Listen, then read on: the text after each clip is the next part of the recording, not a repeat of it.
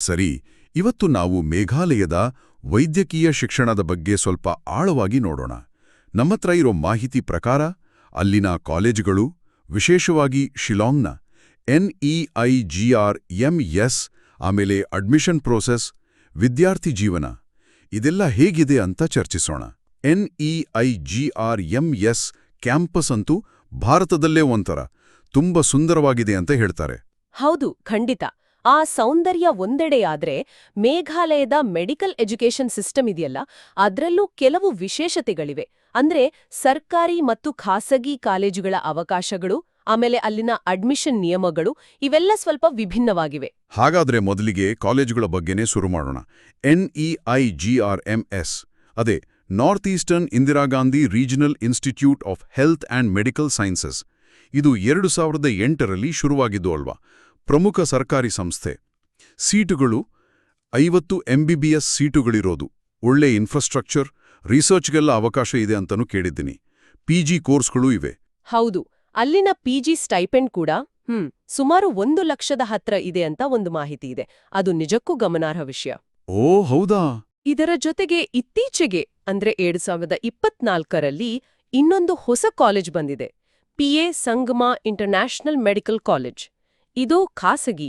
ಅಲ್ಲಿ 150 ಸೀಟುಗಳಿವೆ.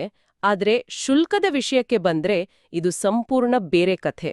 ಮ್ಯಾನೇಜ್ಮೆಂಟ್ ಕೋಟಾಗೆ ವರ್ಷಕ್ಕೆ ಸುಮಾರು 18 ರಿಂದ 22 ಲಕ್ಷ ಆಗಬಹುದು. NRI ಕೋಟಾಗೆ ಇನ್ನೂ ಹೆಚ್ಚು, ಸುಮಾರು $200,000 ತನಕ ಹೋಗ್ಬೋದು.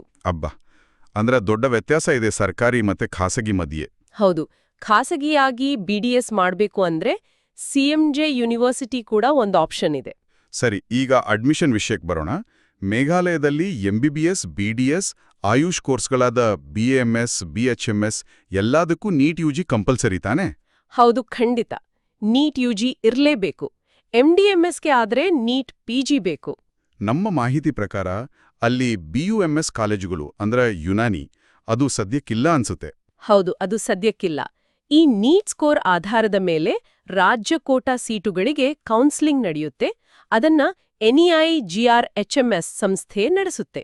ಇದು ಆಫ್ಲೈನ್ ಕೌನ್ಸೆಲಿಂಗ್. ಓ, ಆಫ್ಲೈನ್ ಅಂದ್ರೆ ಅಲ್ಲಿಗೆ ಹೋಗಿ ಅಟೆಂಡ್ ಮಾಡ್ಬೇಕಾ? ಹಾ, ಹೌದು. ಆದ್ರೆ ಅಪ್ಲಿಕೇಶನ್ ಮಾತ್ರ ಆನ್ಲೈನ್ನಲ್ಲಿ ನೈಗ್ರಿಮ್ಸ್ ಪೋರ್ಟಲ್ನಲ್ಲೇ ಹಾಕ್ಬೇಕು. ಅರ್ಜಿ ಶುಲ್ಕನೂ ತುಂಬಾ ಕಮ್ಮಿ, ಸುಮಾರು ₹500 ಅಷ್ಟೇ. ಇತ್ತೀಚಿನ ಅಧಿಸೂಚನೆ ಪ್ರಕಾರ ನೈಗ್ರಿಮ್ಸ್ನಲ್ಲಿ ನಾರ್ತ್ ಈಸ್ಟ್ ಓಪನ್ ಅಂತ ಒಂದು ಕ್ಯಾಟಗರಿ ಇದೆಯಲ್ಲ, ಅದರ ಮೊದಲ ರೌಂಡ್ ಕಟ್ ಆಫ್ ಸುಮಾರು 490-500 ರೇಂಜ್ನಲ್ಲಿ ಇತ್ತು. ಅಂದ್ರೆ AIR ಸುಮಾರು 62,000 ಅನ್ಕೋಬಹುದು. ಆ ಕೌನ್ಸೆಲಿಂಗ್ ಈ ವರ್ಷ ಬಹುಶಃ ಆಗಸ್ಟ್ 5ರ ಸುಮಾರಿಗೆ ನಡಿಬಹುದು ಅಂತ ಸೂಚನೆ ಇದೆ.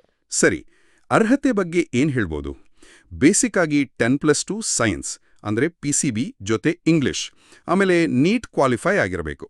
ವಯಸ್ಸು ಡಿಸೆಂಬರ್ 31, 2025ಕ್ಕೆ 17 ವರ್ಷ ತುಂಬಿರಬೇಕು. ಗರಿಷ್ಠ 25 ವರ್ಷ ಅಲ್ವಾ? SC/STಗೆ ರಿಲ್ಯಾಕ್ಸೇಷನ್ ಇದೆಯಾ? ಹೌದು, SC/ST ಅಭ್ಯರ್ಥಿಗಳಿಗೆ 5 ವರ್ಷಗಳ ಸಡಿಲಿಕೆ ಇದೆ. ಆದ್ರೆ ಇಲ್ಲಿ ಒಂದು ಅತಿ ಮುಖ್ಯವಾದ ವಿಷಯ ಇದೆ. ರಾಜ್ಯ ಕೋಟಾ ಸೀಟು ಬೇಕು ಅಂದ್ರೆ ಅಭ್ಯರ್ಥಿ ಮೇಘಾಲಯದ ಸ್ಥಳೀಯ ನಿವಾಸಿ ಅಥವಾ ಖಾಯಂ ನಿವಾಸಿ ಆಗಿರ್ಲೇಬೇಕು. ಓ, ಅಂದ್ರೆ ಡಾಮಿಸೈಲ್ ಕಂಪಲ್ಸರಿ. ಖಂಡಿತ. ಅದಕ್ಕೆ PRC ಅಂತಾರಲ್ಲ, ಪರ್ಮನೆಂಟ್ ರೆಸಿಡೆನ್ಸ್ ಸರ್ಟಿಫಿಕೇಟ್, ಅದು ಅತ್ಯಗತ್ಯ. ಇಲ್ಲ ಅಂದ್ರೆ ಕೇಂದ್ರ ಅಥವಾ ರಾಜ್ಯ ಸರ್ಕಾರಿ ನೌಕರರು ಮೇಘಾಲಯದಲ್ಲಿ ಕೆಲಸ ಮಾಡ್ತಿದ್ರೆ ಅವರ ಮಕ್ಕಳಿಗೂ ಅವಕಾಶ ಇರುತ್ತೆ. ಇದರ ಅರ್ಥ ಮೇಘಾಲಯ ಬಹುತೇಕ ಒಂದು ಕ್ಲೋಸ್ಡ್ ಸ್ಟೇಟ್ ಅಂತ ಹೇಳ್ಬೋದು.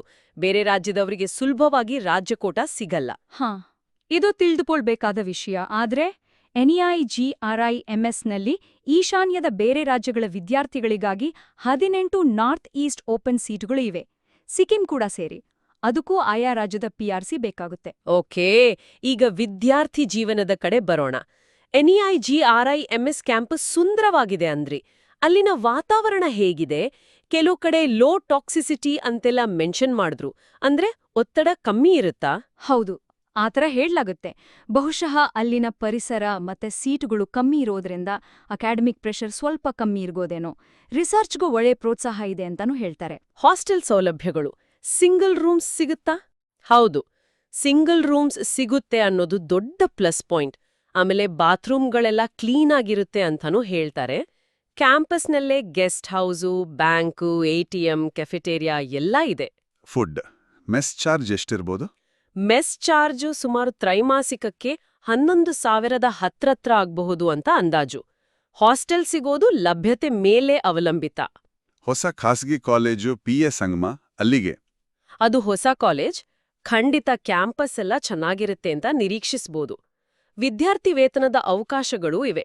Post matric scholarship, NEC merit scholarships ಇವು ಸ್ವಲ್ಪ ಸಹಾಯ ಮಾಡ್ಬೋದು. ಈಗ ಖರ್ಚು ವೆಚ್ಚದ ವಿಚಾರ. NEIGR HMSನಲ್ಲಿ ಟ್ಯೂಷನ್ ಫೀ ವರ್ಷಕ್ಕೆ ಕೇವಲ 3,000 ರೂಪಾಯಿ ಅಂದ್ರಿ. ಹೌದು, ನಂಬೋಕೆ ಕಷ್ಟ ಆದ್ರೂ ನಿಜ. ಪ್ರವೇಶದ ಟೈಮಲ್ಲಿ ಡೆಪಾಸಿಟ್ ಎಲ್ಲ ಸೇರಿ ಒಟ್ಟು ಸುಮಾರು 50,000 ರೂಪಾಯಿ ಕಟ್ಟಬೇಕಾಗಬಹುದು ಅಷ್ಟೇ. ಆದ್ರೆ PS ಸಂಗಮದಲ್ಲಿ ಅಲ್ಲಿ ಲಕ್ಷಗಳಲ್ಲಿ ಶುಲ್ಕ ಇದೆ, ಅಜಗಜಾಂತರ ವ್ಯತ್ಯಾಸ. ಆದ್ರೆ NEIGR HMSನಲ್ಲಿ ಆ ಕಡಿಮೆ ಶುಲ್ಕದ ಜೊತೆ ಇನ್ನೊಂದು ವಿಷಯ ಬರುತ್ತೆ, ಅದೇ ಬಾಂಡ್. ಓ, ಬಾಂಡ್ ಇದೆಯಾ? ಎಷ್ಟಿದೆ? ರಾಜ್ಯ ಕೋಟಾದಲ್ಲಿ ಸೀಟ್ ತಗೊಂಡ್ರೆ 30 ಲಕ್ಷ ರೂಪಾಯಿ ಮೌಲ್ಯದ ಶ್ಯೂರಿಟಿ ಬಾಂಡ್ ಸೈನ್ ಮಾಡಬೇಕು. ಇದು ಕೋರ್ಸ್ ಮುಗಿದ್ಮೇಲೆ 5 ವರ್ಷ ಕಡ್ಡಾಯವಾಗಿ ಗ್ರಾಮೀಣ ಪ್ರದೇಶದಲ್ಲಿ ಸೇವೆ ಸಲ್ಲಿಸಬೇಕು ಅನ್ನೋ ಕರಾರು. 5 ವರ್ಷ? ಅದು ದೊಡ್ಡ ಕಮಿಟ್ಮೆಂಟ್ ಅಲ್ವಾ? ಹೌದು, ತುಂಬಾ ದೊಡ್ಡ ಕಮಿಟ್ಮೆಂಟ್. ಅಷ್ಟೇ ಅಲ್ಲ, ಕೋರ್ಸ್ ಮಧ್ಯದಲ್ಲೇ ಬಿಟ್ಟು ಬಂದ್ರೆ ಅದಕ್ಕೆ ಬೇರೆ ಪೆನಾಲ್ಟಿ ಇದೆ. ಸುಮಾರು 10 ಲಕ್ಷ ಬಾಂಡ್ ಕಟ್ಬೇಕಾಗ್ಬೋದು ಅಂತ ಪ್ರಾಸ್ಪೆಕ್ಟಸ್ ಹೇಳುತ್ತೆ. ಅಯ್ಯೋ, ಇದು ನಿಜಕ್ಕೂ ಯೋಚನೆ ಮಾಡಬೇಕಾದ ವಿಷಯ. ಖಂಡಿತ. ಅಡ್ಮಿಷನ್ ತಗೊಳ್ಳೋ ಮುಂಚೆ ಈ ಬಾಂಡ್ ಕಂಡೀಷನ್ಸ್ಗಳನ್ನ ಸರಿಯಾಗಿ ಅರ್ಥ ಮಾಡ್ಕೋಬೇಕು. ಆಯುಷ್ ಕೋರ್ಸ್ಗಳ ಬಗ್ಗೆ ಸ್ವಲ್ಪ ಹೇಳಿ. BMS ಮತ್ತೆ BHMSಗೆ ಹೇಗೆ ಅಡ್ಮಿಷನ್? ಅದಕ್ಕೂ ರಾಜ್ಯದ DHS ಅಂದ್ರೆ ಡೈರೆಕ್ಟೊರೇಟ್ ಆಫ್ ಹೆಲ್ತ್ ಸರ್ವಿಸಸ್ ಅವರ ಮೂಲಕ ಅಪ್ಲೈ ಮಾಡಬೇಕು. ಶಿಲ್ಲಾಂಗ್ನಲ್ಲೇ NEIAH ಅಂತ ಇದೆ, north eastern institute of Ayurveda and homeopathy. ಅವರೇ ಕೌನ್ಸಿಲಿಂಗ್ ಮಾಡ್ತಾರೆ. ಸೀಟ್ಗಳೆಷ್ಟಿವೆ? ಪ್ರತಿ ಕೋರ್ಸ್ಗೂ ಅಂದ್ರೆ BAMSಗೂ 90, BHMSಗೂ 90 ಸೀಟ್ಗಳಿರೋದು. ತುಂಬಾನೇ ಕಮ್ಮಿ. ಇಲ್ಲೂ ನೀಟ್ ಕಂಪಲ್ಸರಿ. ಸರಿ. ಹಾಗಾದ್ರೆ ಒಟ್ಟಾರೆಯಾಗಿ ನೋಡುವುದಾದ್ರೆ ಮೇಘಾಲಯದಲ್ಲಿ ವೈದ್ಯಕೀಯ ಶಿಕ್ಷಣಕ್ಕೆ ಒಳ್ಳೆಯ ಅವಕಾಶಗಳಿವೆ ಅನ್ನಿಸುತ್ತೆ. ವಿಶೇಷವಾಗಿ ನೈಗ್ರಿಹಿಮ್ಸ್ನಂತಹ ಸರ್ಕಾರಿ ಸಂಸ್ಥೆ ಇರೋದ್ರಿಂದ. ಹೌದು, ಒಂದು ಕಡೆ ಅತ್ಯುತ್ತಮ ಸರ್ಕಾರಿ ಸಂಸ್ಥೆ, ಇನ್ನೊಂದು ಕಡೆ ಹೊಸ ಖಾಸಗಿ ಆಯ್ಕೆ. ಸುಂದರ ಪರಿಸರ, ಕಡಿಮೆ ವೆಚ್ಚದ ಸರ್ಕಾರಿ ಶಿಕ್ಷಣ ಇವೆಲ್ಲ ಪ್ಲಸ್ ಪಾಯಿಂಟ್ಸ್. ಆದರೆ ಇನ್ನೊಂದು ಮುಖ ನೋಡಿದ್ರೆ ರಾಜ್ಯ ಕೋಟಾಗೆ ತುಂಬಾ ಕಠಿಣವಾದ ಸ್ಥಳೀಯ ಅರ್ಹತೆ ಬೇಕು. ಆಮೇಲೆ ಆ 5 ವರ್ಷದ ಕಡ್ಡಾಯ ಗ್ರಾಮೀಣ ಸೇವೆ ಅನ್ನೋದಿದೆಯಲ್ಲ, ಅದು ದೊಡ್ಡ ನಿರ್ಧಾರ. ಖಾಸಗಿ ಕಾಲೇಜ್ ಶುಲ್ಕ ಅಂತೂ ಸಾಮಾನ್ಯದವ್ರಿಗೆ ನಿಲುಗುವಂಥದ್ದಲ್ಲ. ನಿಜ. ಹಾಗಾದ್ರೆ ವಿದ್ಯಾರ್ಥಿಗಳು ಮತ್ತು ಪೋಷಕರು ತಮ್ಮ ಆದ್ಯತೆ, ಆರ್ಥಿಕ ಸ್ಥಿತಿ ಮತ್ತೆ ಆ ಸೇವಾ ಬದ್ಧತೆಗಳನ್ನ ಗಂಭೀರವಾಗಿ ಪರಿಗಣಿಸಿ ನಿರ್ಧಾರ ತಗೋಬೇಕು. ಕೊನೆಯದಾಗಿ ಒಂದು ಯೋಚನೆ. ಮೇಘಾಲಯದ ಆ ಪ್ರಶಾಂತ, ಸುಂದರ ವಾತಾವರಣದಲ್ಲಿ ವೈದ್ಯಕೀಯ ಶಿಕ್ಷಣ ಪಡೆಯೋ ಅನುಭವ ಒಂದು ಕಡೆ. ಇನ್ನೊಂದು ಕಡೆ ಈ ಕಠಿಣ ನಿಯಮಗಳು, ವಿಶೇಷವಾಗಿ ಆ ಬಾಂಡ್. ಇವೆರಡನ್ನೂ ಒಬ್ಬ ಅಭ್ಯರ್ಥಿ ಹೇಗೆ ಬ್ಯಾಲೆನ್ಸ್ ಮಾಡ್ತಾರೆ? ಇದು ಬಹುಶಃ ಅವರವರ ವೈಯಕ್ತಿಕ ಆದ್ಯತೆ ಮತ್ತು ಗುರಿಗಳ ಮೇಲೆ ನಿಂತಿರುತ್ತಲ್ವಾ? ಖಂಡಿತ. ಇದು ಯೋಚನೆ ಮಾಡಲಿಕ್ಕೆ ಒಂದು ಒಳ್ಳೆ ಪಾಯಿಂಟು.